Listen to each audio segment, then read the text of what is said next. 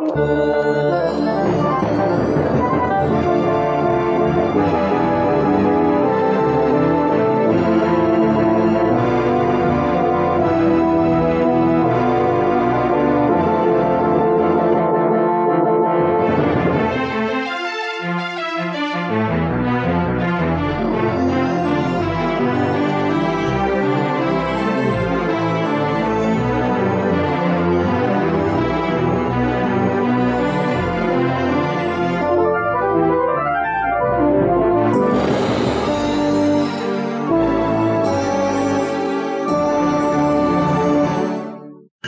Dean, I'm the dad. I'm Laura, I'm the mom. And I'm Kristlyn, I'm the daughter. And together we are Family Plot. But we're not alone this week. We are joined by a very special guest. Please give a big round of applause for the one and only Dale Hilton. I'm Dale Hilton, and I am the guest. Yes. Hi, thank you. Thank you, everybody. Thanks. If you're not familiar with Dale Hilton, one, you've been hiding under a rock and you need to come out. Two, Dale is an amazing comic. Like, when I first saw him, boy, God, it's got to be, it's some time ago. He walked on Stanford's stage, blew the audience away with how good he was, and then walked off stage and asked everybody if he did okay. And everybody was like, dude, this was your first time? Because we thought you'd done it before.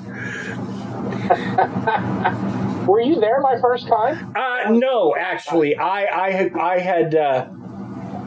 had been incarcerated, for lack of a better term. And so when I came back to Stanford's, that's when I saw you. But people had told me about you before I ever got there. It's like, you got to see Dale. He's great. I'm sorry, buddy. I didn't mean to switch the conversation to make you say that. Dale, I'm sorry. Thanks for bringing that up, Dale. Dude, it's a PG-13 show. It's not I don't get creative with my past. I know what I've done. I know what I haven't done.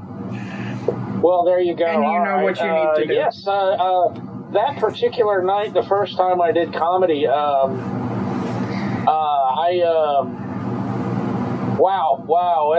was October. Oh, wow, the anniversary is upon us.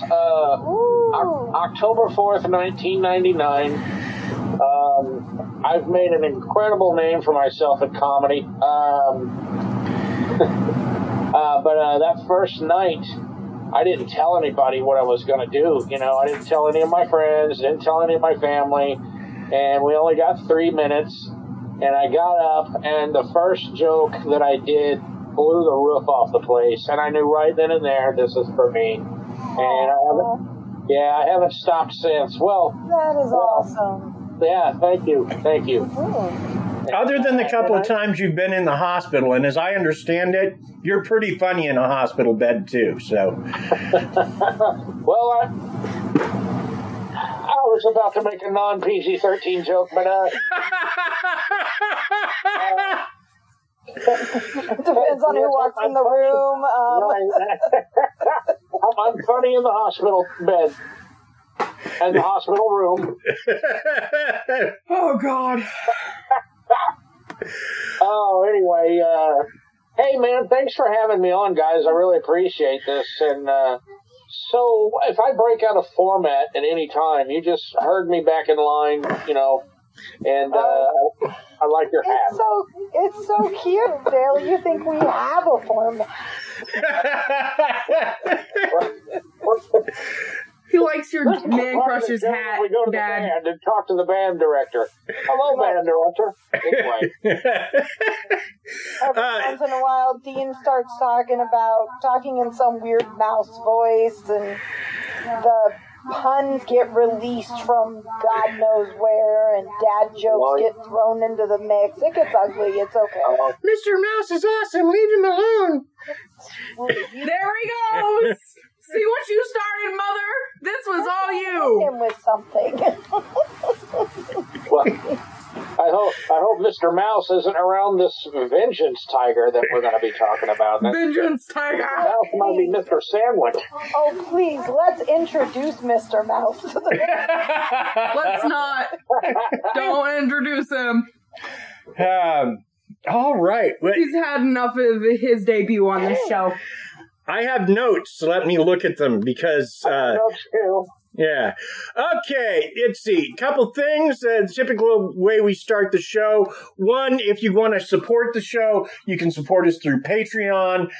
You can also support us through Buy Me a Coffee. Patreon is a monthly donation. There's 3 groups you can send your money towards: Team Podcast, Team Bunny, and Team Spa Day. It doesn't matter which one. It all goes the same place. It all helps the show a little bit. If you can't do a monthly donation, and that's cool, we get it. We're not in that boat ourselves. You can always do a one-time donation through Buy Me a Coffee. Also, an important thing to do is you can share the show through social media. So if you enjoy the show, I guess I should say to the listeners, both new and old, welcome to the show. But if this is your first time listening and you enjoy it, please share it on social media with your friends. And if you don't enjoy it, keep it to yourself. Keep that stuff to yourself. That's what we ask. Put it in your pocket. We don't need you to share. But if you like it, please do share. And all donations help keep former comedians out of jail. well, and rabbits off of the stale produce line, because let me tell you, that bunny, she eats a lot.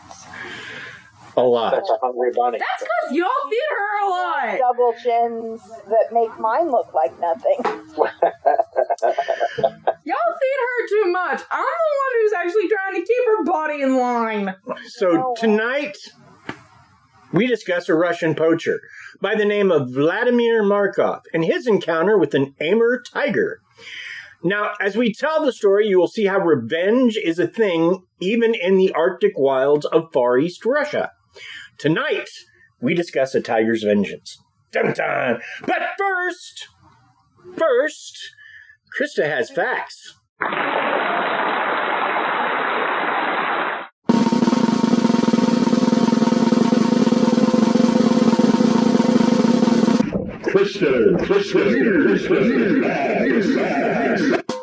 I do. I have facts.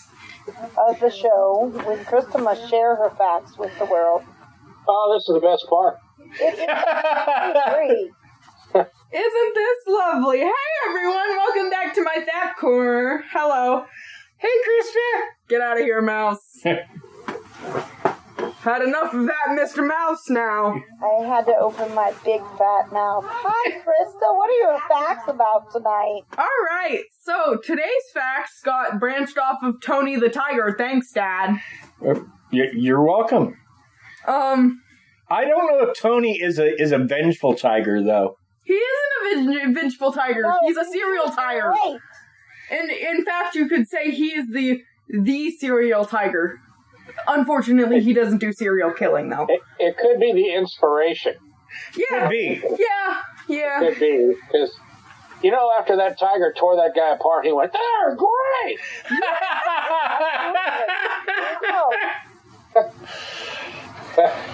That was the violence part of the show.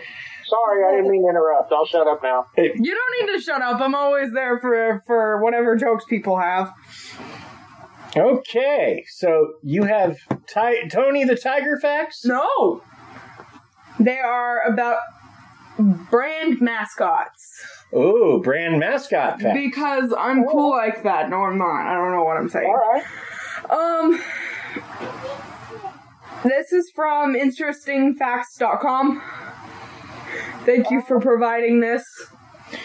Thank you, interestingfacts.com. Pimped. Much like your career, Dale.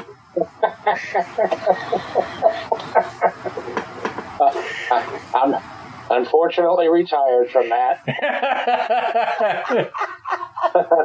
Okay, I don't know that that's PG-13, but I have heard about that too. Oh. You can park a bass boat in some of them.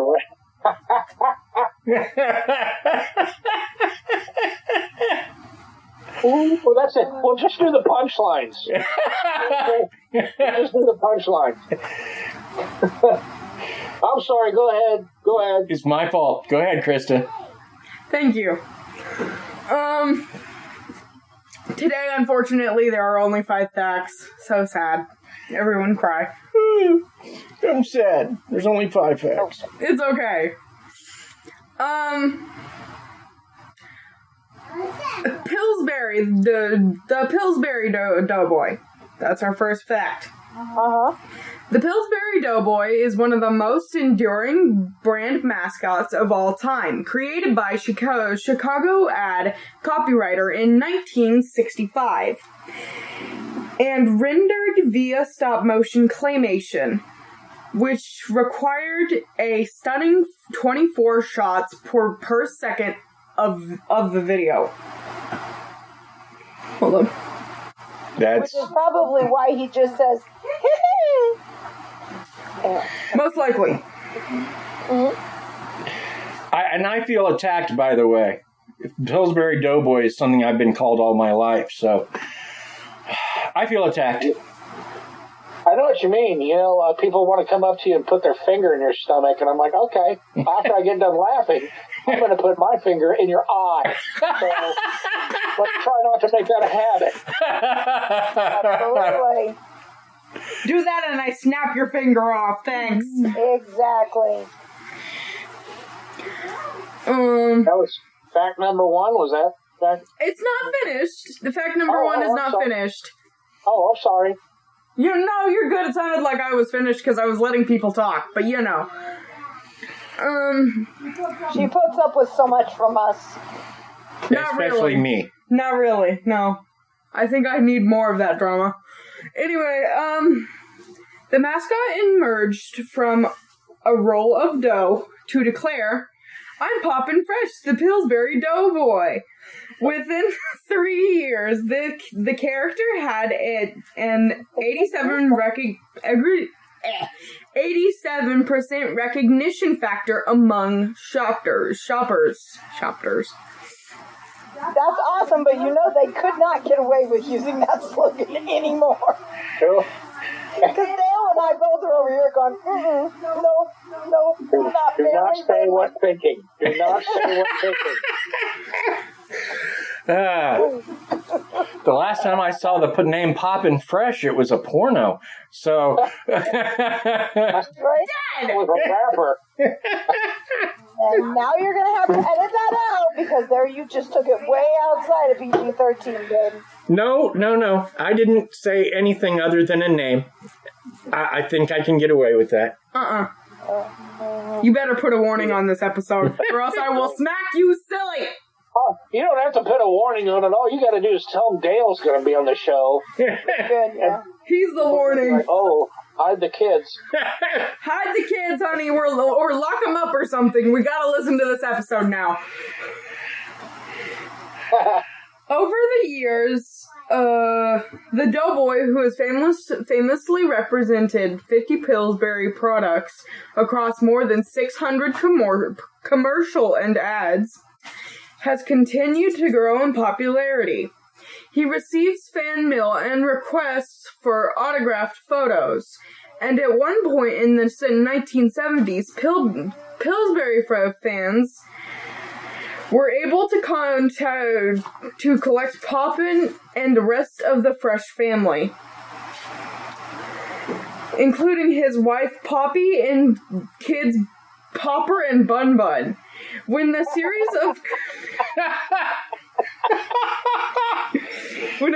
of popular vinyl dolls were released, Poppin Fresh, who has been rendered in CGI since 1992, is still out there buttering the public's biscuits. That sounds wrong. After 55 years,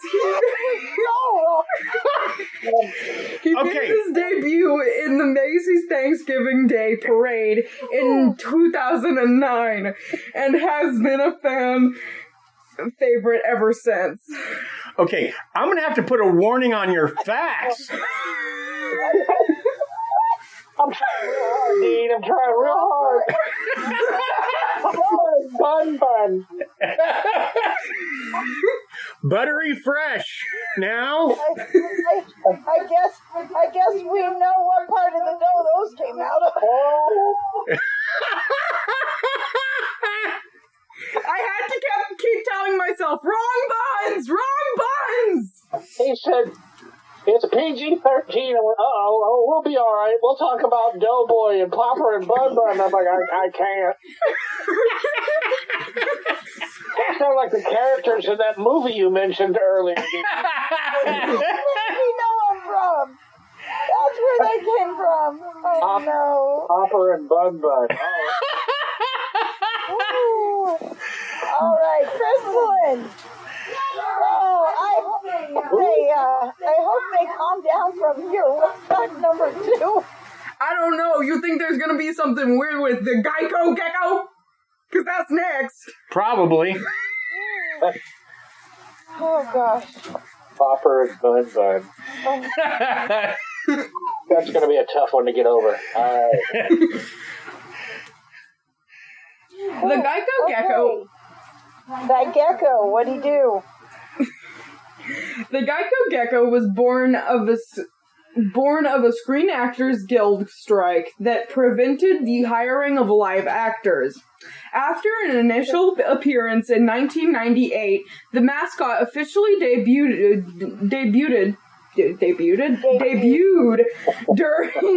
during the beginning of 1999 television season.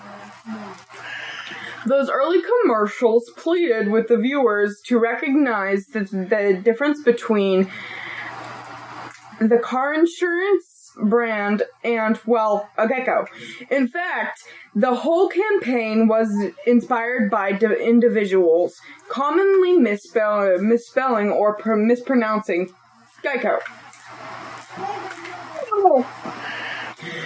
Back then, the Geico Gecko had a posh British accent and was voiced by Fraser's Kelly Grammer. Kelsey Grammer did the voice of the gecko at first? Yeah. I did not know that. As years passed, I did not either. That's a casual Cockney accent was adopted to color the little green mascot as friendlier and more approachable. The spokes lizard next door, if you will. The gecko has appeared in hundreds of commercials for the brand and even released a book, You're Only Human, A Guide to Life, in 2013. Nice. Did they do that to make him sound friendly? Can you imagine if Joe Pesci was the voice? Hey, get your... Oh, never mind. I met the little gecko. He's an idiot. He doesn't know nothing. Shut up, Mouse. I like the gecko better than you. Somebody get a cat. I almost did an impersonation of Joe Pesci as the Geico Gecko, but I quickly had to stop myself, or we would have went into a different rating of the show. Elaboration. Yes. Too much elaboration. Let's not. Either get insurance or go get your shine box.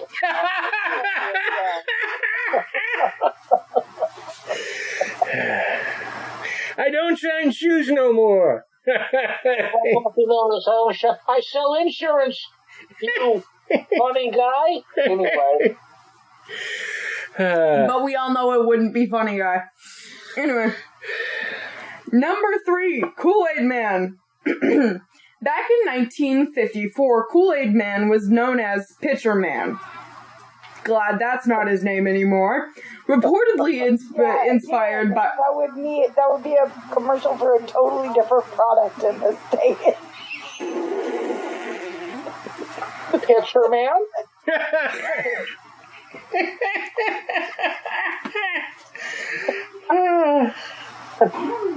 is that next the catcher?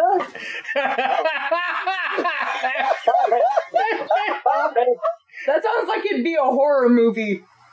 Well, the horror movie, kidnapping children. Watching it. It depends on who's watching it. Right. No! Please!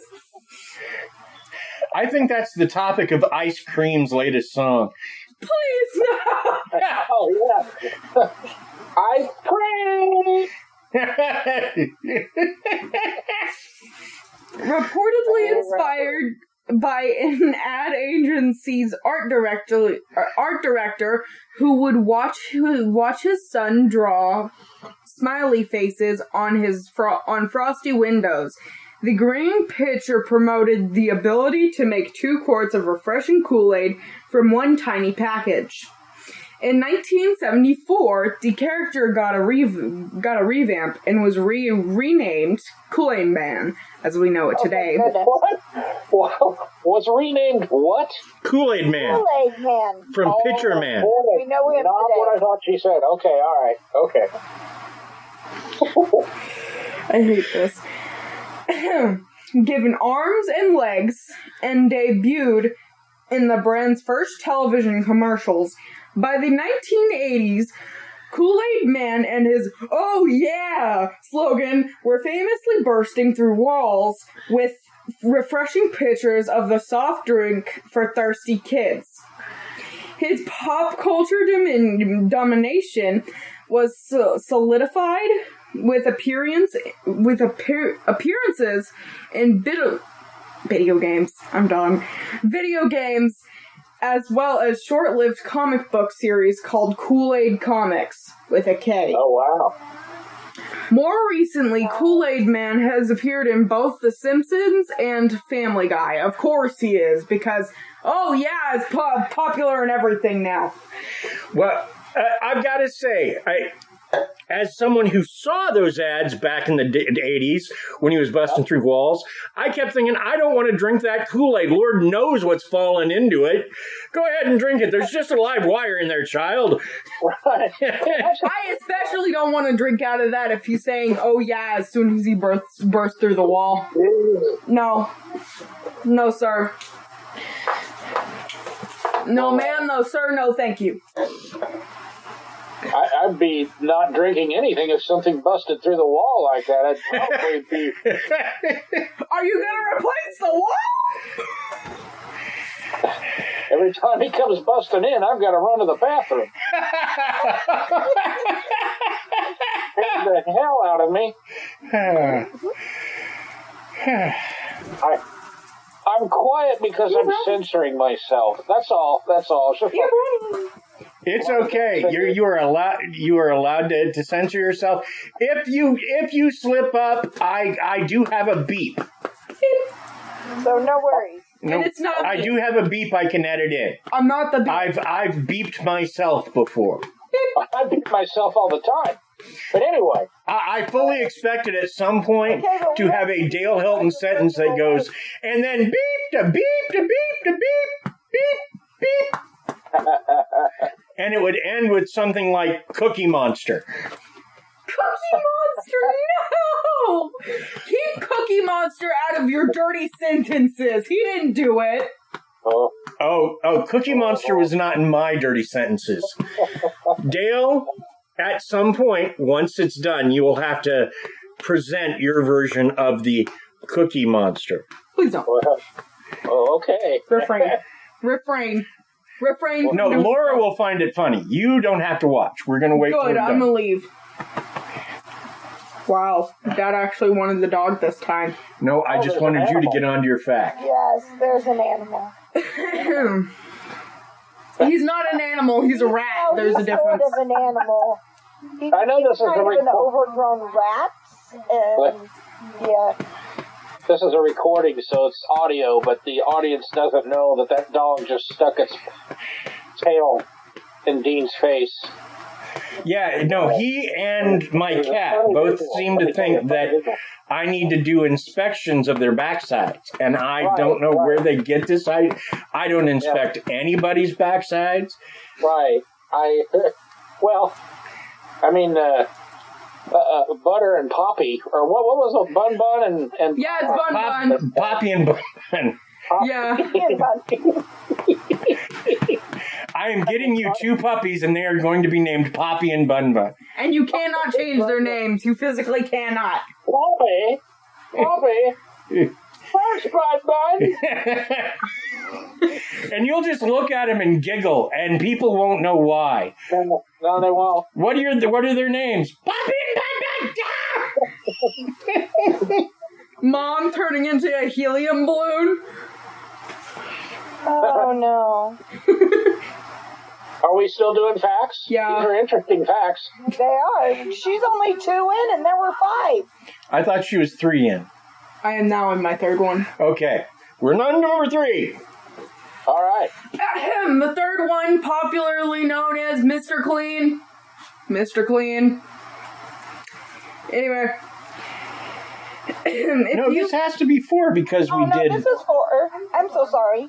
Because we did... Kool-Aid Man, you're right. This is number 4. Okay. I was going to say. Yeah. We did Poppin Fresh. We did the Kool-Aid guy. We did the Geico lizard. And now we're on... Mr. Clean. Mr. Clean. Mr. Clean. Mr. Clean he would clean up all kinds of messes. Are we sure we're not talking about Scrub Daddy? There's a difference. You got Mr. Clean as the wolf from Pulp Fiction. Right. Mr. Clean's coming? Hey, that's all you had to say. And now I want to combine a Mr. Clean commercial and that scene in Pulp Fiction. No! That'd be cool. If you visit Procter & Gamble's Mr. Clean website, you'll find an origin story involving a mysterious bald baby industriously cleaning a farmer's front porch. Okay. The farmer and his wife thought he has the cutest, cleanest baby they had ever seen. And so they adopted him. The hardworking baby grew up big and strong and traveled the world to help clean messes. His travels inspired a book, in Cleanopedia, which may or may not only exist as a promotional item at corporate press events. Mr. Clean, the product, was developed as a less caustic cleaning agent for boats. When Procter & Gamble added the brand to its stable, Mr. Clean, the mascot, was born. Created by an ad agency in 1957. The muscular, tan, famously bald, genie-esque character in a tight white tee was reportedly modeled after a retired Navy sailor from Florida.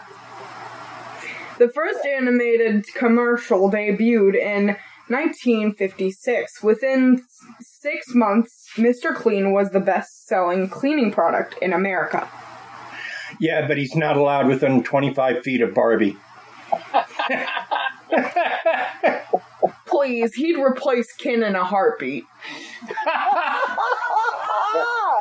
What? Woo! Krysta threw down. It's the earring. That's what it is. The earring makes him sexy. Yeah, well, the only thing that would make him sexier is a big goatee. Right, that's true.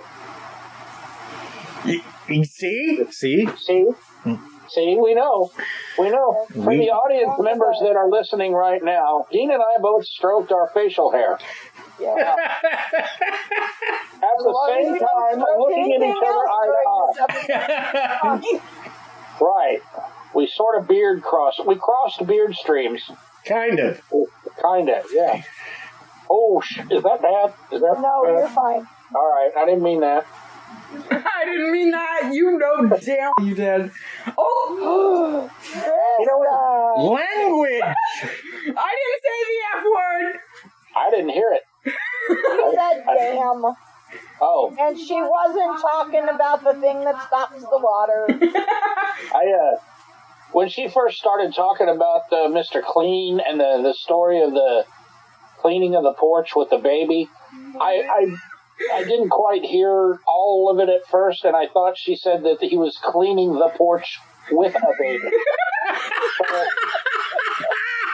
Like, that's terrible. How are you Use the top of the head of the baby to clean your porch correctly. The baby's got splinters! God almighty! Alright, anyway, sorry. That gives a whole new meaning to throwing the baby out with the bathwater. Right. That's why you can't go around Barbie. 'Cause scrubbing the floor with a baby. The disrespect. Okay, fact number 5. Mr. Peanut. Goodness. Here we go. Mr. Peanut. Oh boy. Oh, God. She would save the nuts for last. I gotta leave the room. Mr. Peanut's proper given name is Bartholomew Richard Fitzgerald Smythe, which perhaps explains his regal top hat paired with the monocle and spats. A classic mascot, Mr. Peanut was first represented as planter nuts in 1916, when a Virginian schoolboy named Antonio Gentile? Wait, point to it, because it's Gentile, yeah. won a Mr. Clean. won a design contest with his anthropomorphic peanut drawings. Well, that's one thing to call him. Hands off your peanut. Stop! Okay, give me my hoodie back. Well, that's probably how he ended up drawing him, because he had to do something to keep his hands busy. Mama!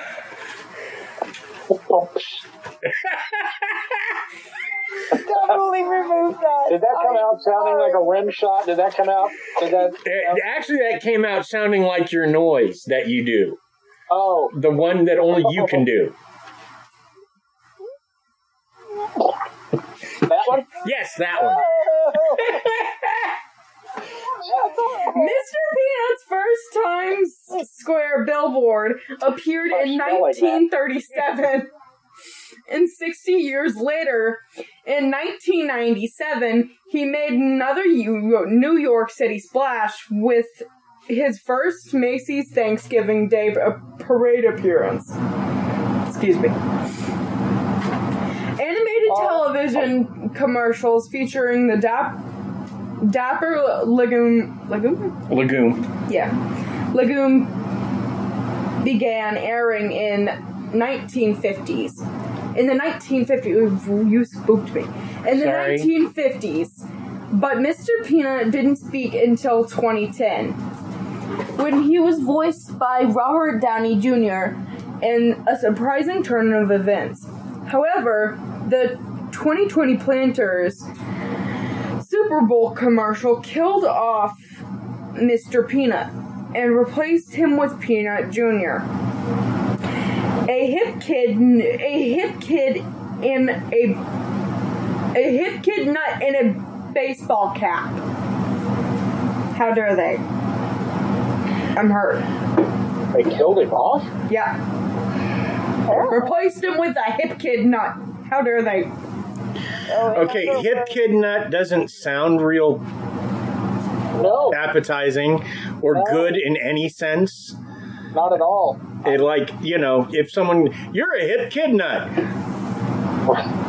You wouldn't say anything nice back to them, is my point. Right. Remind me.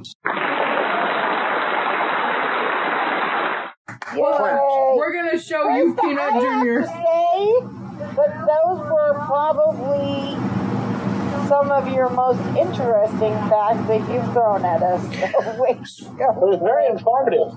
Now, speaking of mascots, do you all know who did the voice of Tony the Tiger for the longest time? Wasn't he a preacher? I don't know, but there's a gentleman by the name of Thurl Ravenscroft, who also did a lot of horror movies. And also, I believe he was in quite a few Disney movies. Like, he may have done a voice for, like, Winnie the Pooh. Yes, I see, and that's horrible. That's horrifying. Mother. Yes, I've seen Mr. Peanut. Yes, he's unfortunate. What he initially looked like. But yeah, just that name has always gotten me. Thurl Ravenscroft. Like, okay, it's bad enough the kid's last name is Ravenscroft, but you're going to name him Thurl? Yeah. I just can't imagine he grew up well liked by his peers. Nah, he was definitely a target in high school, probably. Oh yeah, I would assume. Got a lot of swirlies. We wanted to be thorough about it. I'd rather be named Raven's Caw. Raven Cough? Raven's Caw, C-A-W, like the sound a raven makes. Caw, caw. Oh. I thought it was Raven Cough, like the quote to Raven nevermore. We'll quote the Raven cough. All right, that was kind of stupid. Sorry.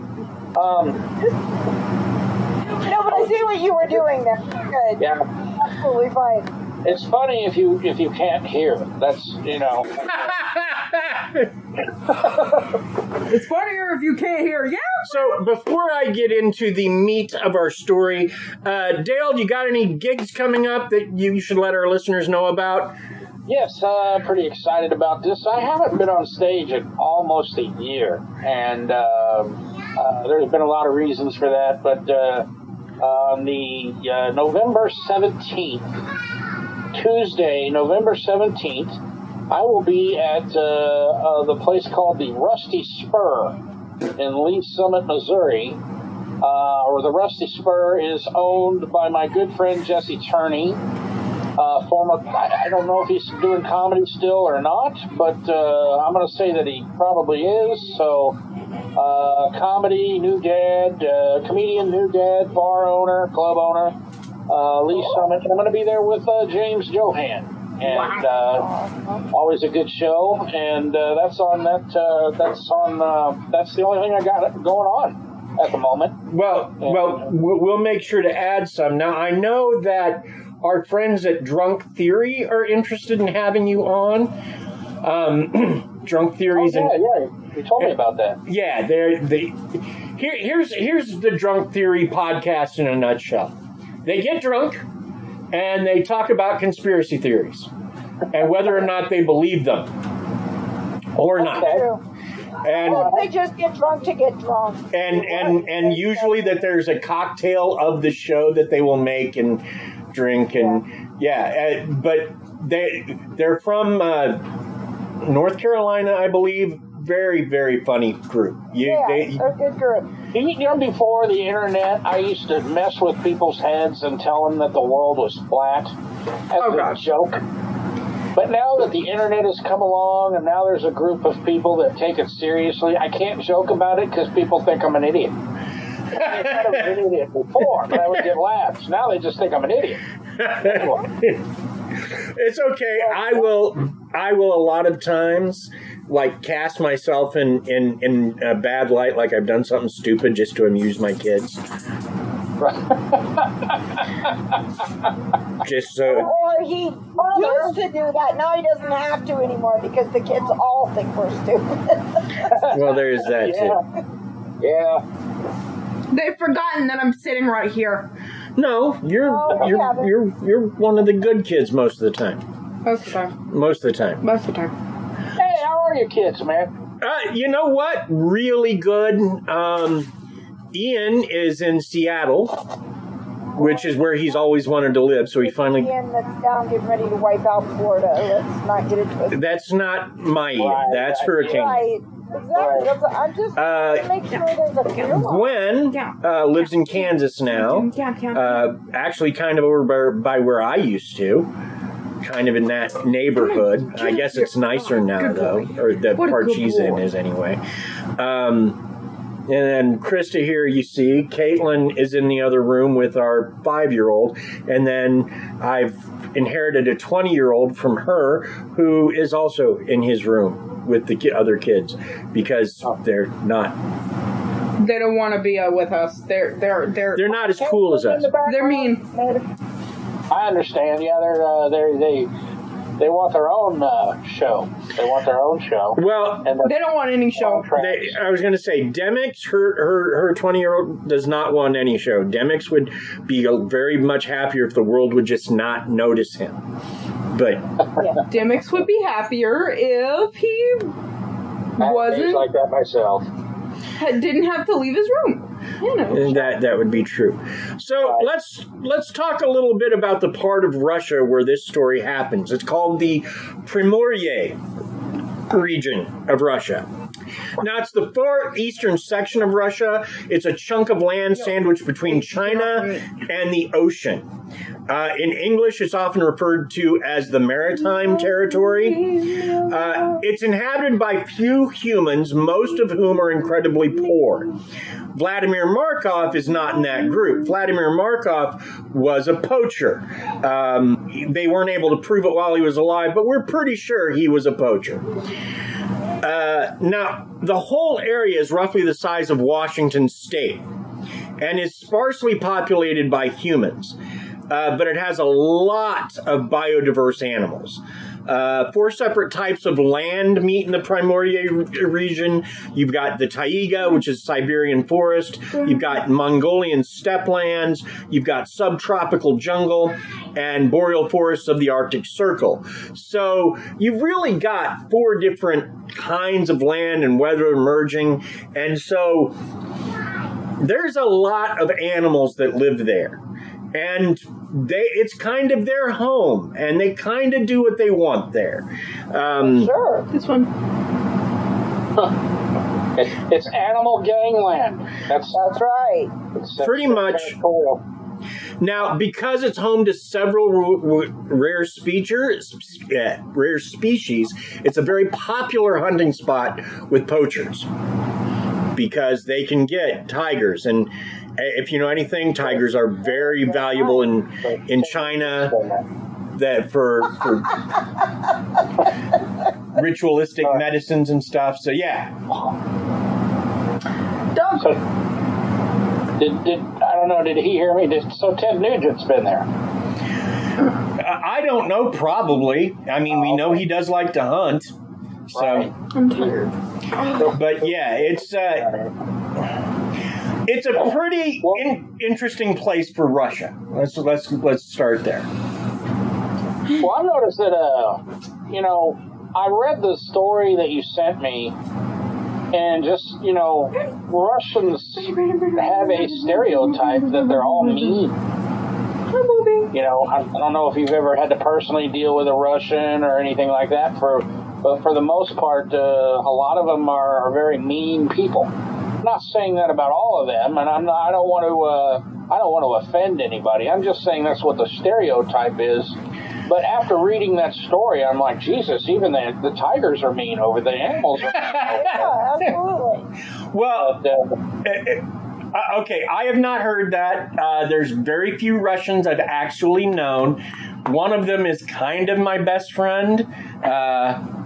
And he's okay. He's pretty good. He's all right. There's one of them. And then the other guy I knew drove. He had a limousine business, and if you talk to him and he did not know you, he would try very hard, like to make you think he was connected to the Russian mob. Yeah. Just like the guys that used to bounce at Bazookas, because Bazookas was the only strip club that wasn't mobbed up. But the guys that bounced out front, if you listen to them for more than 5 minutes, you thought they were all hooked up, because that's the way they presented themselves. But yeah, it just. But if you got to know him, he was a Russian with a limousine business, and he did fairly well. But for some reason, pretending to be mobbed up got him more business. I don't know why. Well, it's the glamour of it, and all that, I'm people at the ground, I'm telling jokes. You gotta do the comedy, contract killer, whatever. I don't know why I edit all that out. That was stupid. All right. Well, the funny part is that when I was a fat male stripper back in the day, I would occasionally bounce for the other strippers. And when they first wanted me to do this, I was like, this is a bad idea. I can't fight to save my life. And they're like, don't worry about it. You just need to be there and be convincing. And so I basically just stood there with my hands like this, which I stole straight from you, by the way, Dale. I'd put my hands like this, like, yeah, I want to reach my gun. I just can't because it's in this hand, see? But don't make me let go, because I'm going to get that gun and then you're dead. To the point, but I got good enough at doing that more than once I was told, you need to send your hitmen away. And people pointed at me, and I'm just like, oh my God. Like, I can't sell that at all. It's a good feeling when you pull it off, though. Oh, yeah, it is, because I didn't say anything. I just smile. Like, I even had one guy ask me, so where's the bodies? What bodies? The bodies of the people you killed. We don't talk about it, but if you really want to know, I can make sure you find them. No, that's okay. I really don't want to know. That's what I thought. Yeah, don't make me do it. I will. Right. Yeah, we don't talk about them because they don't exist. Shh. Right. Be quiet. Don't tell them. Let's take a moment here for a word from our sponsors. So,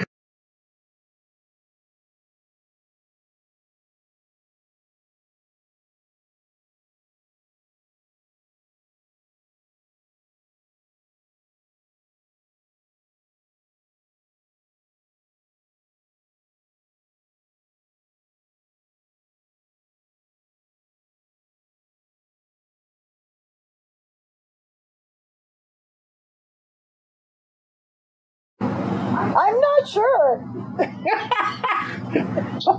Celestial tea. What? No. I want to drink like a girl. Don't put your night job, buddy.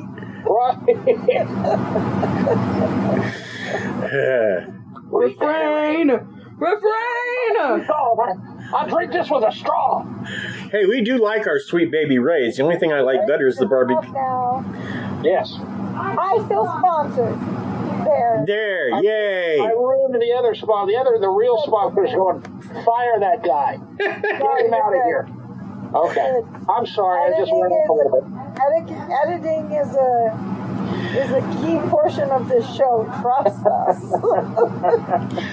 So let's talk about Amur Tigers. Is it Amur or Amir? It's spelled A-M-U-R, so I think that's Amur, but I'm not entirely sure. Nothing came Amir. I've heard Amur Tigers. That's what I've heard. Amir? Okay. That's what sounded more familiar to me, but if it's A-M-U-R, Amir doesn't sound right, so you may be saying it correct, and I just was curious. I just found out the other day that the zebra is actually supposed to be said zebra. Now zebra, I knew because we went to a ride-through park and they kept calling them zebras. Yeah. So, sorry, I was practicing my bit a bit. Amur Tigers can be 10 feet long from nose to tail. And they're capable of doing anything your cat does. However, they tend to be roughly the size and weight of an industrial refrigerator. So, and Amur Tiger. In poor taste to mention that would be a very large. Oh, what? A very large. Oh, okay. So they weigh on average about 600 pounds. Oh, heck no. They have paws the size of dinner plates. Heck no. Wow. Now, they typically hunt caribou and roe deer. That's their main food of choice. But they've also been known to eat wolves and bears. Are you sure you're not talking about Ross McGinnis? And no one else gets that joke except for us. Yeah, no, they will imitate bear sounds so that the bears come to them, and then they'll kill and eat bears, which... Wow. That's hardcore. Yeah. Wow. Now, they are able to survive comfortably in both the cold and the subtropical jungle areas. So basically, that little section where they live over in Primorye, they're fine in all of it. They are literally the definition of an apex predator. They are at the top of the food chain where they are, and there isn't much that gets above them. Wow. So that is an Amur Tiger. Also, something I read, and I don't have this in my notes anywhere, but I do want to get it out while I'm thinking about it, is since I was doing the story and doing research, a scientific study popped up that they did. And turns out vengeance is not unknown in the animal kingdom. But the animal that's the most vengeful, turns out, is the cat. And the most vengeful cat is the tiger. Or at least that's what they're saying now. So keep that in mind for later. I mean, Yeah. it wasn't in the Jungle Book. Wasn't Shere Khan the one that was the Bengal tiger, and he's the one that went after Mowgli repetitively? So. Yeah. So I believe so. When I was, I didn't cut you off, did I? No. good. Okay. When I was reading the notes that you sent me, Dean, and about the whole story, about an animal like a tiger, like that, who is known to have revenge, would have made Tiger King the show a lot better. I'm just saying. Sure, you're not wrong. You're not wrong at all. In fact, it explains to me, Siegfried, the tiger that attacked Roy, is like, what? You put that hat on me one more time. One more. That's it. You're done. Right. I'm going to rip that fake hair off of you and eat your brains. And, yeah, I just thought that'd be a lot, like if Tiger King was doing all his thing, and then all of a sudden, tigers just started ripping him apart. Done. Yeah, done. just the description of that might violate the PG-13 thing, but the humor it would have brought. Yeah. Especially if it was like in 3D, that would have been wow. Yeah, see, I'm waiting for them to get a tiger on Dancing with the Stars. I don't know if you'll win, but it'll make the show so much more enjoyable to watch. Oh, yeah, just let it loose. Oh, my God. Amy Osborne's getting torn apart. Literally. Who's a star that's not really a star? Oh, well, you get the idea. I didn't mean that to bag on Amy Osborne, but... it was a name you remembered. Yes. And in the story, it was the boar. He hunted and he took the tiger got a boar. Right. Hunted and killed it. And then here comes the hunter, and he takes it. And takes it away. Is that what happened? Yeah. We'll get to the full story in a minute. Oh, I'm sorry. No. That's fine. I'm trying to make sure I like to have an overview so you can see everything. Like, we know the region. We know what tigers are like. I want to talk a little bit about Vladimir himself, and then we'll do the full story. Okay. Now, Vladimir was a woodsman and poacher living in the Primorye region of Russia. He had been in trouble with operatives from Project Tiger. Project Tiger is a Russian group that made it their business to stop poachers. He has never been caught poaching a tiger, but let's put that the way it is. Project Tiger does not have a lot of people. And as I said, the Primorye region, Russia, is about the size of Washington State. So if they have 10 people, and chances are they're not out hunting on their own, because poachers don't tend to, but if they have 10 people, them being in a place where a poaching is happening is really, it's sheer luck if it happens. Yeah. Because these people are all volunteers. So now we know he hunted for meat and for trophies, and he often sold the trophies on the black market. We know that now since he's dead because we can track it, but at the time we didn't. If there to take a different look at this story, to sort of turn it on its side, if we had better policing to protect endangered animals, this story would have never happened. Yeah, it's so hard to. I mean, even here in the United States, it's hard to monitor that big of an area. We don't have depending on what poaching is far down on the list of our problems here, but an area that size and you only got 10 people, forget about it. You're not going to solve the problem. Right. It's simply too big an area to deal with a small group of people, and a group of people that are volunteers, so they don't have to show up every day. Sure, and let's not forget, some of those people might be getting a little payoff, and that's always possible. Yeah. So no wonder those animals got to fight and be mean, and So yeah, and to tell the story, you started to tell it, and you started to tell it right. It is the tiger had killed a boar. He was eating the boar.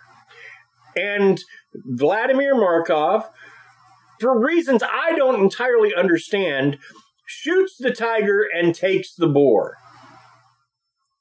And that's the part that just gets me, because I don't want to eat after a tiger. They're kind of sloppy eaters. Right. That's just dumb all the way around. Why are you going to take somebody's lunch? It's poor taste for sure. I mean, it's kind of like Dean. Let me say, it's kind of like maybe sticking your thumb in Tiny's mashed potatoes. Listeners are like, what the hell is he talking about? But that's exactly what happened there. Yeah, no, exactly. Without going into it, because it's not my story and I don't want to accidentally offend anybody, but basically, Dale was in Job Corps for a while. And a bunch of kids talked another kid into going and putting his thumb in Tiny's mashed potatoes. Now, Tiny is one of those guys that was given a nickname, the reverse of who he was. Like, Dale's a pretty big guy. And I mean that like stout, like not fat. He's a stout guy. Tiny was bigger. And more like Tiny was so muscular you could see it rolling up on the back of his neck, is what I've been told. Oh, yep. And so I do not know why these kids decided it would be funny to talk this guy into putting his thumb in Tiny's mashed potatoes. But let me just say, Tiny did not take it well. And was not amused. Tiny was not amused, and he chose to express his lack of amusement with his fists. And did that guy ever come back to Job Corps? Ever? He did, and when he came back, his head, and this was around the time of the popularity of the California raisins. His head looked like a California raisin. Yeah, it was purple. His whole ears, hairline, jawline, everything purple, scrunched up. And it was weird looking at him, and what it was a gang initiation. He wanted to join a gang, and they said, all right, for your initiation, go stick your thumb in Tiny's mashed potatoes. He goes and he does it. Tiny pulverizes him. It took 4 or 5 security guards to pull him off of him, and then to end the story. He goes up to the guy, and the guy goes, if you're that dumb enough to put your thumb in Tiny's mashed potatoes, we don't want you in the gang.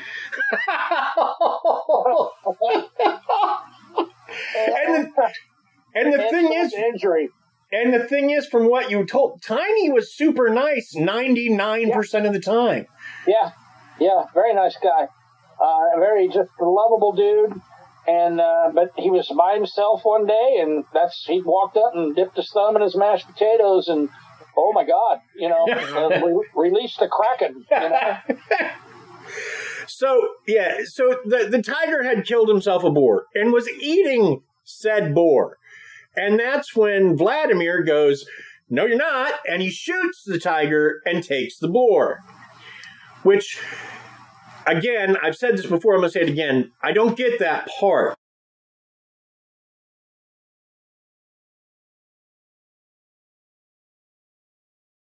So the tiger tracks Markov by scent back to his cabin. Now, Markov is not at the cabin at that point, but the tiger is.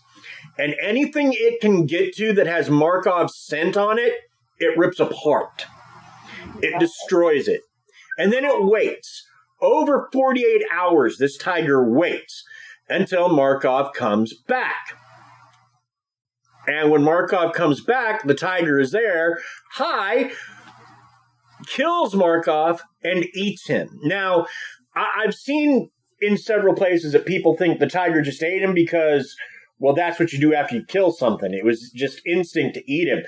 But the killing of him was very specifically because you put a bullet in me and stole my lunch. Sure. What am I trying to say? The complexity of that from a human is tough. But even from an animal, just an animal to have that much patience and to wait 48 hours, like, I'm going to get this 2-legged piece of human filth, Awesome. Yeah, that's hardcore. It would make a good metal song. There needs to be, a song about a tiger ripping. Not Eye of the Tiger either. No, this is like. We'll talk to your buddy Max Cavalera. I'm sure that if anybody can write a song like that, Max is the guy. Yeah. He Max Cavalera from Sepultura, Soulfly, Killer Be Killed, Probot, Nail Bomb, and I think there's a Cavalera Conspiracy. I think that's how many bands he's in. He's like in 12 bands. Anyway, we're getting on a. Don't get me on heavy metal. If you ever care about heavy metal, I'll be. We'll go through that hour in about 2 minutes. But anyway, yes, there should be a song about a vengeful tiger. That would be kind of cool. Well, yeah, and that's the part that gets me. Is it waited 48 hours for this guy? Yeah. 48. That's pissed off. I was a house setting for some friends one time, and they had several cats. And I let a friend of mine come over, and they brought their dog. And I didn't know they were going to do that.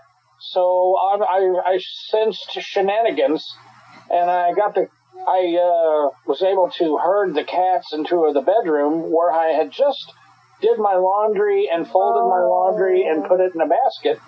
Yeah. And so while the people were there, the dog was in the living room and the cats were trapped in the bedroom. Finally, they leave. They take the dog with them. I open the door. The cats are giving me the look of death. And, yeah, we looked over and I went to go grab my laundry and they had shit all over my laundry. Oh, yeah. And I was like, wow, I'm impressed at how smart you are, but now I want to kill you, you know. Yep. That's vengeful. I mean, that's straight vengeance right there. And again, I just, like, the sad part to me is that once this happened, once it went down, Operation Tiger tracked down the tiger and killed him, because that's sort of, that's sort of, I guess, like, once an animal tastes human flesh, there's like, nope, you got to go, bye-bye. And so and it just, to me, that seems unfair, because I don't think this tiger would have repeated this unless someone else stole it. Wagyu beef once and still be able to move on with our lives. I don't think they should make the tiger go down for one halfway decent meal. Come on now. I think that's a bit much. That's harsh. I agree. I see the reasoning, but I agree with your point. And I really, to me, it comes back to, why are you punishing the tiger? Punish the man for stealing the tiger's food. Yeah. Jeez. Exactly. His bad behavior. You know, you know what we say, bad behavior sparks bad behavior, you know? Right, exactly. I will say, Dale is one of the nicest guys I know. But if Dale has a slice of pizza in front of him, and I go over and yank that away and walk away with it, Dale's going to follow me. And if I actually, like, start to eat his pizza, I'm in for a world of hurt that I don't want to discuss on the air. Because Dale can probably come up with 3 or 4 ways to hurt you that I've never thought about. Because at one time his job was to look intimidating, same as mine. He's been the muscle in the past. Yes, yes. In fact, there is a story. A gentleman once owed Dale some money, and Dale went to visit him. And the guy's like, "I don't have your money," and Dale's like, "That's fine." And so Dale started packing up the guy's. It was an Xbox. No, I thought it was a DVD projector. Yeah. It was a. Oh yeah. It was a DVD projector. It was the projector. And it would, it basically turned your DVDs into an actual movie you showed in the wall, which apparently was great for Apocalypse Now because it's Dale's favorite movie. Yes. Anyway. Don't get me into that one. Yeah. So, but he started packing up, and the guy's like, what? And Dale's like, I know you're good for it, and I know you're going to bring me that money, but until you do, I'm just going to hold on to this. And the guy kind of let him, because Dale is big and scary. And mind you, like everybody I've ever heard talk about it, Dale never raised his voice once. It was just like, and I'm sure you're going to get me the money you owe me, and until you do, I'm just going to hold on to this. And, you know, there's no hard feelings. There's just, you know, so I know I'm going to get that nice face until I, start eating his pizza, and then nothing good's going to happen. But that's why I don't do it. It's a jerk move. And I'm to this, like, when I first heard the story, I thought, okay, it's interesting. The guy shoots a tiger, and the tiger's like, shoot me. I'm going to show you something. But as I got to reading it, I don't even think that's why the tiger did it. I think he was mad that the guy stole his lunch. Yeah. Sure. Do you think that maybe this is a very stretch of a origin for Elmer Fudd? No, because it happened in 97 and Elmer Fudd is old. That's not funny. What'd you say, Dean? Oh, I was going to say it happened in like 97 and Elmer Fudd is much older. Oh. Maybe he was trying to be Elmer Fudd and it just didn't work out for him. Maybe that was his aspiration. I don't know. Elmer Fudd.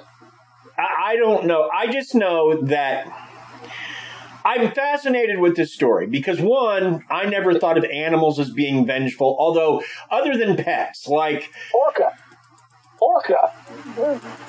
The movie Orca. I didn't mean to cut you off, Dean. Go ahead. No, you're right, Orca, but does that happen in the wild? No, the water. It happened in the environment of the whale. I mean, is it based off a true story? I don't know. It was. Dang it, Dean, with your facts. Stop everything with facts. I know, right? I don't know if that was a true story or not, but it just came to me. One animal has had revenge, and it just popped in my head. So, Well, and see, that's just it, though. It would make sense to me for whales to be vengeful because they have such strong emotion. They're like the part of their brain that's it's like. There's more to that part of their brain than there is to ours. Their emotional lives are rich and full. So you'd think vengeance might be a part of that. But yeah. Elephants, too. Huh? Elephant. There you go. Elephants can have some revenge. There's the one elephant... it was all over the news back in the 80s. They have said that. There was an elephant that went nuts and just started wasting people and throwing them around and got out in the street and was just going to kill everything it saw. And they had to, it was really sad. They had to open fire on it and shot it several hundred times. And that elephant went out in a blaze of glory, but they found out that it had been beaten and mistreated. And finally, during one of the shows, its keeper that was the normal handler for that elephant, he was always mean to it, and he just snapped and killed him. I think it killed him, and that's a true story. We can look that up, I'm sure for another episode maybe. But that's an animal with revenge. Yeah, it is, but the elephants will almost, if you force them into a situation where they're not happy, they will reach a breaking point. It will take a while, but they will almost all reach a breaking point. That's just the most famous version of that story. It's happened other places. Usually it's happening in India where they're using them to help with, agriculture and whatnot. Right. So an elephant that gets mistreated will respond. And that's just as bad. But again, I don't condone it, but I kind of get, I'm out in the field working, I'm pushing this elephant, I'm going to crack the whip and get it so I can go in and get a cold drink or whatever you're thinking. I don't condone it, I don't agree with it, but I can kind of see that. What I don't see is stealing the tiger's lunch. It's not even your tiger. Whoa. It's not like you work in a zoo and, the tiger shouldn't be eating that. I'm going to take it. No, the tiger hunted it and killed it all by itself. It was fine eating until you came along and decided to shoot it. And then to top things off, stole its lunch. And I just can't. I just don't even, why, how, what? It's wrong on so many levels as a man or a male or as something seeking nourishment. I've hunted, I've done my job, I had to go through all this, I finally got this. Ha! It's time to eat. Here we go. What's this all doing? Hey, that's my sandwich. I got that. I paid for that, and I had coupons. I think I said that there, but it's like getting cut off at the buffet. Well, not really, but when Meemaw wants her gravy, and somebody steps in front of her, it's going to happen. Well, it's wrong. It's like you're at Rosedale Barbecue, and you got your plate, and it's all together, right? It's in your arms, and you're carrying your bag out to your car because you're going to drive it back to your place, and you're going to enjoy your barbecue. And some kid runs up and kicks the bag because he thinks it's funny. Death. At least. Acceptable. It would be acceptable. They'd go to court. The judge would be like, "You kicked a bag of Rosedale barbecue ribs out of his hand? Guilty. Guilty. Mr. Hilton, we're dropping all the charges."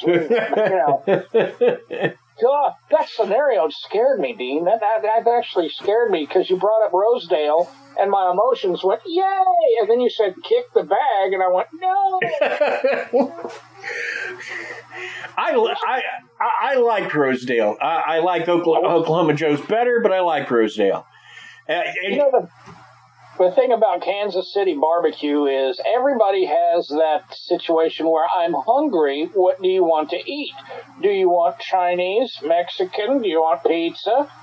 And, one another, do you want barbecue? In Kansas City, if you say, I want barbecue, then we have to go to another sub-level of questions like, okay, you want barbecue? Do you want Hayward's? Do you want Rosedale? Do you want Gates? Do you want, they're all good. Oklahoma Joe, well, some of them. But, for the most part, you have to ask that question. And for the listeners right now that don't understand the seriousness, the seriousness of barbecue here, here's a tip. If you go into a barbecue place and they have a little can of napkins on the table, you just turn around and you walk out. If you go into a barbecue place and they've got paper towel roll full of paper towels, you want to stay there and eat there. Yeah. Yep. There's another one, though. If you go into a barbecue place and they don't have any paper towels or napkins, but they've got a loaf of bread, never, ever leave. No, ever. That's the barbecue place you want to go. I'm with you. Absolutely. Yeah, I'm with you on that as well. But here's the thing. As a comic, and I don't know if you experienced this, but when I was on the road, a few times headliners or like the booker would take you someplace for lunch. Yeah. And a lot of times they wouldn't even ask me, I'm taking you for barbecue. No, I have the best barbecue in the world at home. No, this is a great place. You'll love it. And invariably, it would be horrible. Yeah. And I just had to beg, take me to what's good here. Because you're going to take me for barbecue that you like, and I'm going to compare it with what I get back home, and it's going to suck. So just take me for what's good here. Right. And with the exception of Wichita, at the Pig In, Pig Out, where they take all the comics to. Have you been there? I have, but that's Kansas close. I mean, that's in our wheelhouse. That's in the neighborhood. Yeah, that's Kansas City barbecue, even though it's done in Wichita. It's that style. Right. You don't want to eat barbecue anything past St. Louis. Well, don't eat barbecue in St. Louis, but anyway, yeah. I went to. I'm going to make this one real quick. A real quick story. I went to Georgia, and a girl told me about Georgia barbecue, and she took me to a place, and this barbecue, I think, I forgot what I ordered. I think I ordered burnt ends or pulled pork or something. Anyway, what they gave me was a bowl of yellow meat soup with a spoon. I'm like, what is this? She says, that's Georgia barbecue. I'm like, they gave me a spoon. You don't eat barbecue with the spoon. Well, rated real quick there. But what I ate was good. But if the restaurant was called the Yellow Meat Soup Store, I'd be okay. Yeah, but this is not barbecue. Yeah, no. Eating a steak and calling it it's like eating a peanut butter sandwich and calling it a steak. That's not what it is. Barbecue is not to be eaten with a spoon. Yeah, I'm with you. What? If you eat barbecue with a spoon, you are now unhappy. There is a Dale Hilton story I want to tell, and I'm going to tell it. And I apologize to any longtime listeners if anything about the story is offensive, but I don't think it will be. Dale, one of the places that Dale got to what you're going to say. One of the places Dale got to do stand up was Sturgis. In fact, he worked it with Sheila, and a former guest on your show. Yes, a former guest on our show. We like guests on our show. We do like guests on our show. So, but Dale was in Sturgis, South Dakota. He got to watch a guy sing to a guitar He got to see some strange things, but he helped some family out. And I don't remember how or why, but he helped some family out. Because he was the guy on stage, and he helped them put something together. Anyway, once it was all said and done, one member of the family came up to him and was like, have some Northeastern, and gave him weed that was road cone orange. Bright orange. And as a person who makes can of butter, and I do a good job with my brownies, I would not use road cone. I'd be afraid it would affect the goodness of my brownie. But Dale said the road cone orange wasn't bad. It wasn't, great, but it wasn't bad. It was definitely bright. I had to stay in a tent out there, and when I opened up the little baggie, I swear it was like a light bulb. It literally enhanced the light inside of a tent. And that was what had happened. And then I can make this fast. Herman was his name, and he was a biker. There's no getting around it. He was a biker. And what had happened is his brother had built this bike. His brother and his brother's wife got into an altercation with the police, and they were both killed. The police shot and killed them. On the way, so now there's a funeral. Herman and his other brother are going to the funeral of the brother that was killed and the wife that was killed. And when they were killed, something happened to the bike. I guess the bike was wrecked. So they go to the funeral, and on the way to the funeral, there's an altercation again with the police. The police kill the other brother and put Herman in jail, and they miss the funeral. So the dad rebuilds the bike from ground up, painting and everything, and they bring the bike to Sturgis, and they wanted the Leonard Skinner tribute band to sing Freebird to the bike. At first, I thought this was just nuts until I heard the story. And when they told me the story, I was like, all right, and they were pretty persistent about it. And so I went up to the band. Chain Lightning was the name of the band, the tribute band. Very, very, very, very talented band. And Chain Lightning said, yeah, we'll do it. We'd love to do it. So they ended up giving me, at the end, this is a long time ago, and I wasn't really tech savvy. I'm still not tech savvy. They give me this video camera. They want me to film them. And they came out, and they're crying. They're crying. They're revving up the bike, and they're all hugging each other, and they're pouring whiskey on the bike, and a few other substances landed on the bike too.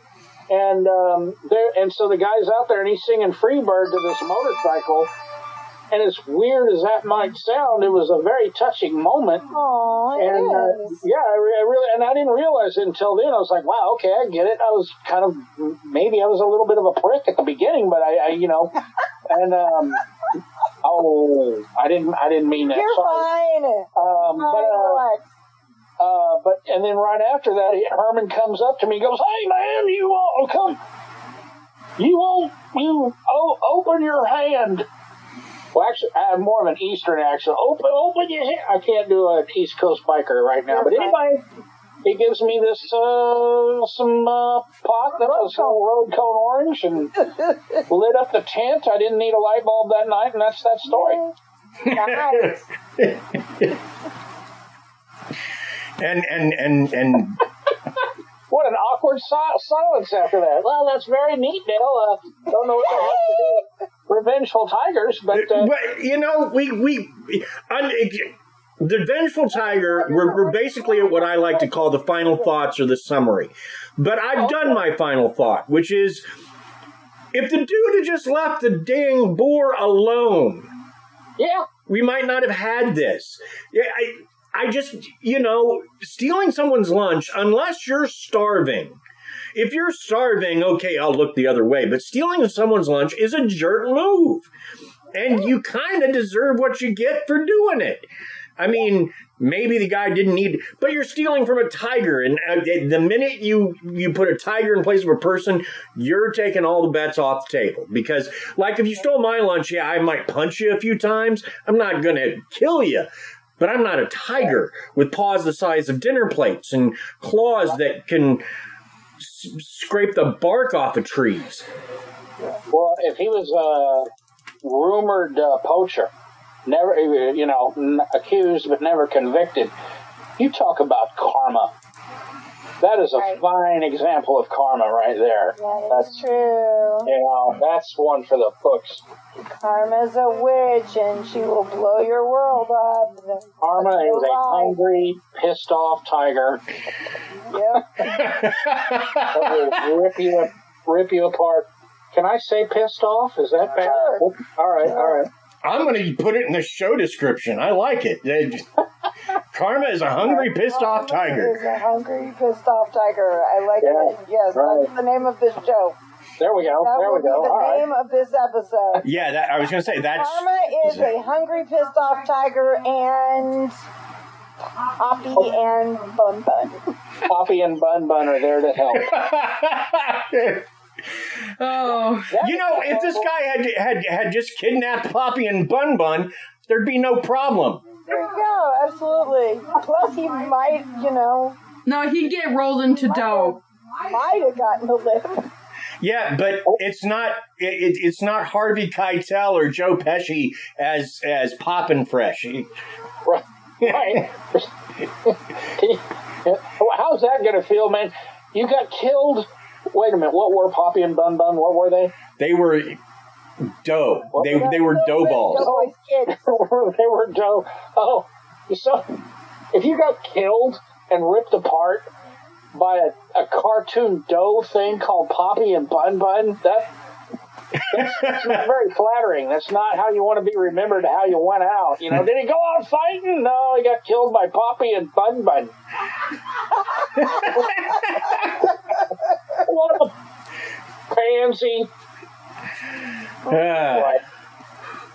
Well, and people think, what happened to the Tiger King was deserved because he was kind of a jerk. But as far as I know, he didn't ever steal a tiger's lunch. So I'm okay with him. No, he fed them. He fed them pretty well, from what I get. I saw the video or the thing, and he fed them. He didn't steal their lunch at all. If you watch that whole thing, I think he set that fire to that building. But other than that, that was the thing about COVID and the shutdown. Tiger King came out right before that, like 10 minutes before that. And I'm watching this, and I'm writing jokes left and right. And then the shutdown came, and everything closed. And then when everything opened up, it was like every Zoom talk show host had made jokes. And, it was an hour of wasted material, And anyway. But, I feel for you. The pandemic is what convinced me I didn't want to do comedy anymore. I knew way too many comics that I thought were nice guys that lost it during the pandemic. And I get it. I understand. I get that your livelihood is on hold, but yeah, it's no call to act like a jerk, Do what the famous people are doing. Make a podcast. It's what. Anyway, neither here nor there. Point is that the pandemic is what convinced me I didn't need to do stand up anymore. That being said, I miss it. I miss being on stage, but that's really the only part of it I miss because, as you know, there's no feeling like being on stage. Like there's no drug to recreate it. It's just it is what it is. But by the same token, I get to hang out with my child and my lady and do this show. And I'm pretty happy about it. And I get to talk about things like, for example, we're talking about a tiger. Do you know that at one point, William Shatner wanted to wrestle a tiger? I did not know that, but that doesn't surprise me in a way. So Shatner wanted to wrestle a tiger? Yeah, so here's the story. He was Captain Kirk, right? And there's an episode where Captain Kirk wrestles a tiger, right? Now, they were going to bring in a stuntman and have him stand in for Kirk, but Shatner really wanted to do it. And so rather than sending people to come and talk to Shatner and explain to them why the star should not wrestle a 600-pound eating machine that can kill him with one claw strike, Roddenberry took him by the shoulders, walked him over to the area where they kept the tigers while the trainers were feeding them. Right. And he's like, look, you're the star of the show, and really, just the way your deal is structured, I'm not allowed to let you wrestle a tiger because it's considered life-threatening, and I'm not allowed to let you. Now, I'm willing to overlook that, but you got to tell me you're down for this, like you got this, because I don't want you to get hurt. Mind you, the whole time the tiger is there eating like the shoulder of a cow, and it's not worrying about the bones. It's just crunch, crunch, crunch. And William Shatner watched that for a while, and he's like, maybe there's something to this. Maybe we should just go ahead and let... He backed down, is what happened.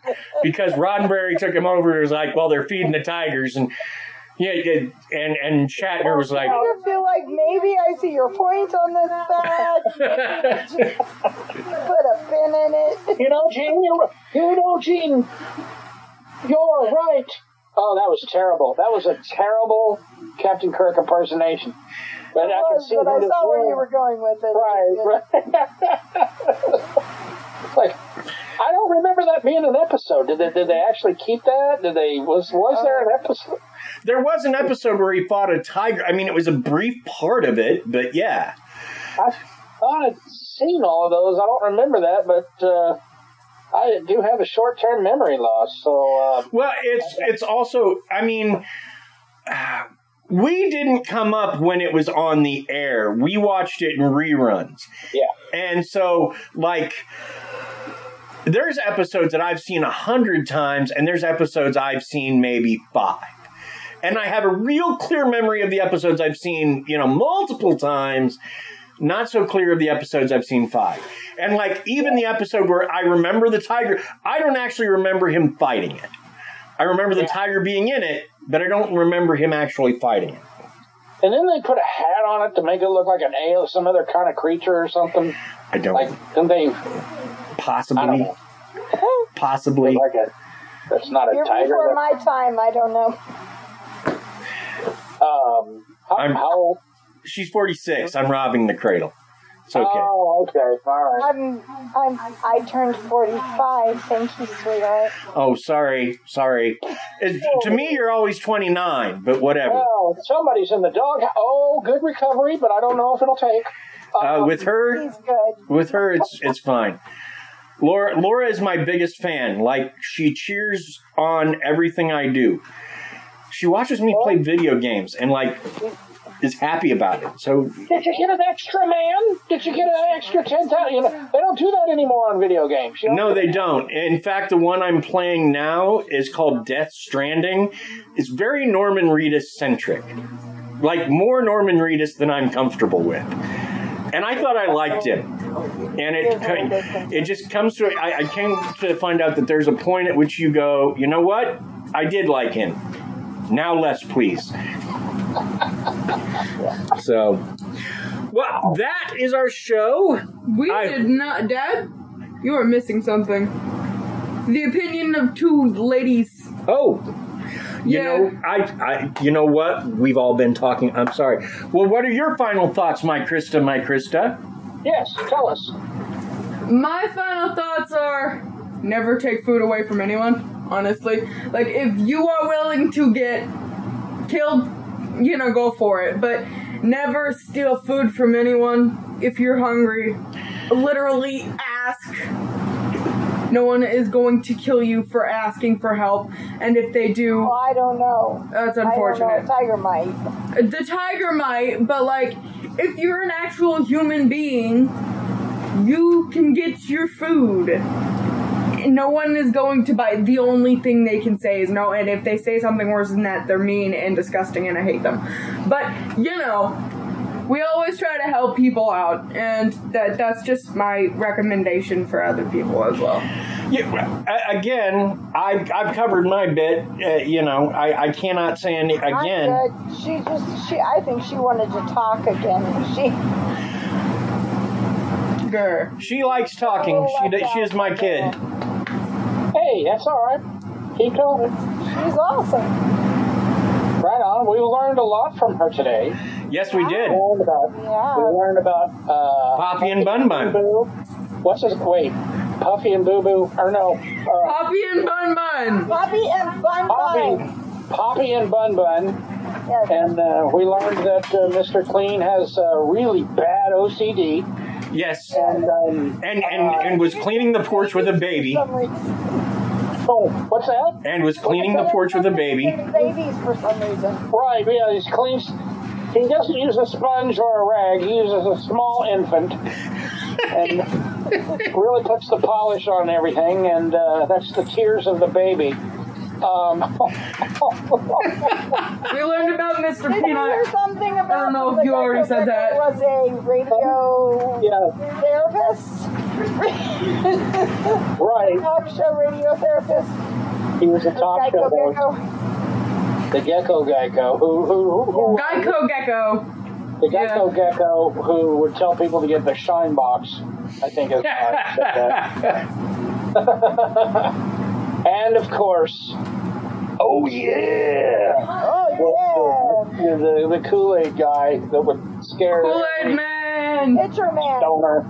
Yeah. It's like, oh, wait. Can we make this pot joke? Or, no, probably not. No, never mind. Yeah. Never mind. Yeah, Dale, I talk about my brownie use a fair amount on the show, so... Okay. Can you imagine sitting there watching cartoons and you're higher than Okay. wings? And all of a sudden, some giant pitcher of Kool-Aid just cracks through the house. That would scare the cottonmouth out of me for sure. Well, see, that would just bum me out. It would just be like, man, that was my water. Look at this mess that you have made, Kool-Aid Man. You're harsh and my mellow, man. Right. Yeah. Like, why'd you do that? Watch Captain Kirk wrestle a tiger. Come on. Tiger King's on, you son of a gun. Anyway, is this the end of the show? Are we still doing like a final thoughts thing, or? Well, No, I think we're wrapping up. yeah. Yeah. All right. So, Hey, man, I had a really good time. Thank you for having me on your show. I hope. When does this come out? I will edit it and put it out tomorrow.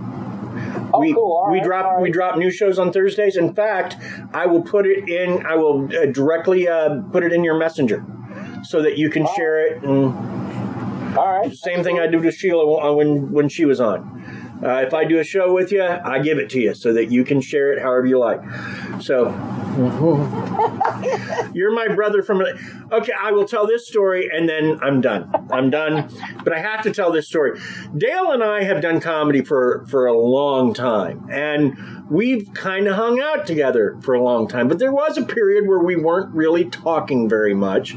There was some bad feeling on his side, and I didn't know how to apologize very well. So anyway, he does comedy in a place called Mountain Home, Arkansas. Oh, yeah. Oh, man. A restaurant called The Plantation, if I remember the place. And so Dale is there. He's emceeing. Now, I had just done the place like a couple months earlier. And so now Dale and I for some reason, get confused for one another a fair amount, which I don't get other than we're both fat guys with facial hair. But, like, other than that, there's really nothing all that similar about us. I see it. Anyway, so Dale goes, he's finished the show. He goes to get his check, and the headliner won't give it to him. Headliner's like, no, we're going to take care of this. It's because my name was on it. Yeah. My name was on the check. They had tried to pay him with a check written to me. Yeah, they got us mixed up at the time when, and it was a very short period of time where Dean and I had some different opinions or something, whatever. I'm so past that, and we've forgiven each other, and I love Dean like a brother.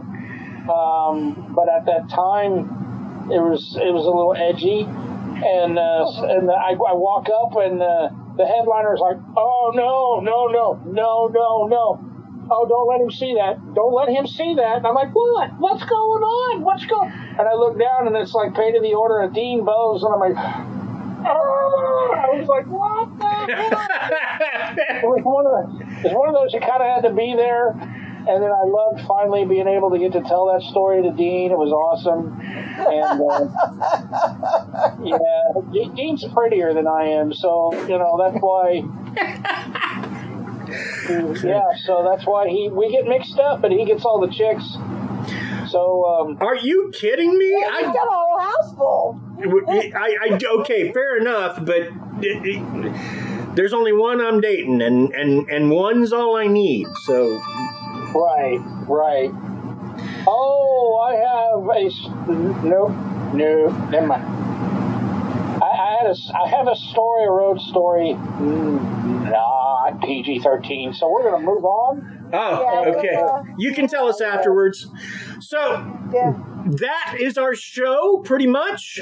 Thank you for listening. Sorry it got a little long, but, Dale and I, we haven't really talked forever, so this was a way to catch up for us and to introduce you to him, who's a very funny guy. He will almost certainly be on Drunk Theory at some point soon. I will make sure that they have your information to reach out to you, and you have theirs to reach out to them. Okay. And that show, I think, will be a little easier for you because there's no language barriers in that show. You can say what you like. So I could say poop and pee. I could say. Yes, you can. And all the other anatomically. Now, Dale, are you on Twitter at all? Oh no, but I probably will be soon. I got a lot of people telling me to get on Twitter, and I just haven't. And but I have something that I've got an idea that I want to try to do, and so I guess you could say I will be coming to Twitter soon. Okay. Well, the reason I ask is at the end of the show, I like to tell people to follow our Facebook group and follow us on Twitter and all that. And if there's anything that you have, social medias you want to throw out so people can follow you or get in touch with you. Right now, currently, I'm just on Facebook. Those are about to change, but when I do add more stuff, I'll make announcements on Facebook. So look me up on Facebook, .com.org, and send me a friend request. I still have room for more. And follow me there, and then there will be announcements coming soon. Very cool. And join us all next week. Well, except for Dale. Not that I don't enjoy having him on the show. But join us next week as we talk about Giles de Rais. That'll be interesting. We'll find out next week. Oh, okay. All right. I guess you're going to have to listen, aren't you? That's the show. Bye. Bye. Bye.